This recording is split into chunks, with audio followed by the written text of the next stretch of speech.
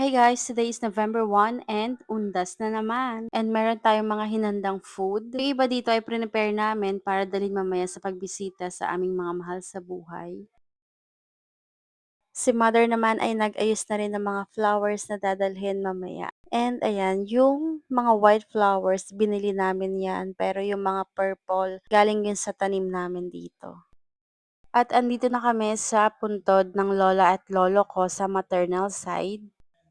Habang nagsisindi yung tita ko ng mga kandila, ay pumunta naman ako sa puntod ng lola at lolo ko sa paternal side. And then, ayan, yung mga tito ko rin andyan.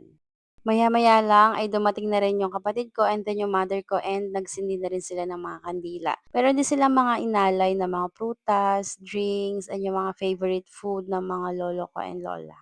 And after ay bumalik na kami sa puntod ng lola ko sa maternal side. And doon, nag-stay kami until 10 p.m. That's all guys. Thank you for watching.